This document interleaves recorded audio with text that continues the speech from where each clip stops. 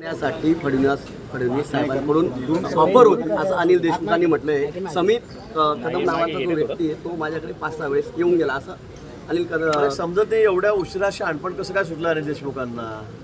इतके दिवस का ते गप्प होते. बरेच दिवस झाले त्यांना बाहेर येऊन नाही. त्यांच्यावर आरोप होऊन ते आतमध्ये त्यावेळेला ते बोलले असते. पण आता हे सगळं नियोजनबद्ध चाललेलं आहे. मुद्दाम फडणवीस साहेबांना बदनाम करायचं, काहीतरी या शासनाला बदनाम करायचं, त्यासाठी त्यांचा केवलवाणा प्रयत्न चाललेला आहे. या उलट ती शिडी देवेंद्रजींनी त्या ठिकाणी ती रेकॉर्डिंग विधानसभेत दाखवलं होतं ते अनिल देशमुखांच्या विरोधातच होतं.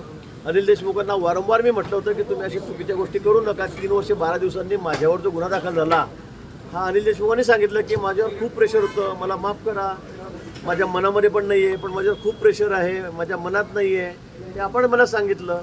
आणि प्रवीण चव्हाण ॲडव्होकेट यांची जी सीडी केली कोणी जी काढली कॅमेऱ्यामध्ये त्यांना बंद केलं त्याच्यामध्ये त्यांनी वारंवार सांगितलं आहे अनिल देशमुखनी चांगले आहेत, अनिल देशमुख सगळ्या खोट्या गोष्टी करायला आपल्याला प्रयत्न करत आहेत, खोटे गुन्हे दाखल करायला अनिल देशमुख आपल्याकडे रेड कार्पेट आहे हे त्यांनी सांगितलेलं आहे.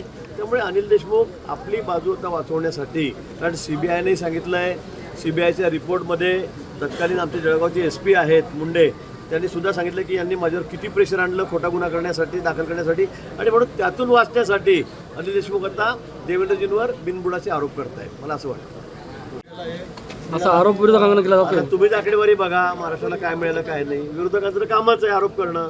पण महाराष्ट्राला खूप दुःख माफ या ठिकाणी मिळालेलं आहे. गेल्या काँग्रेसच्या जमान्यामध्ये काळामध्ये किती पैसे मिळाले आणि आज किती पैसे मिळत आहेत त्याच्यामध्ये किती पट फरक आहे हे आपण बघून घ्या. आणि म्हणून मला वाटतं की हे म्हणणं अतिशय चुकीचं आहे. काहीतरी नरेटिव्ह फिक्स करायचं, महाराष्ट्राला कमी पैसे मिळाले, कमी पैसे मिळाले. मला वाटतं महाराष्ट्रात सगळ्यात जास्त पैसे मिळालेले आहेत. हे आपण कागदपत्रावर बघा ना, रेकॉर्डवर बघा, आपण थोडंसं ऐकू नका.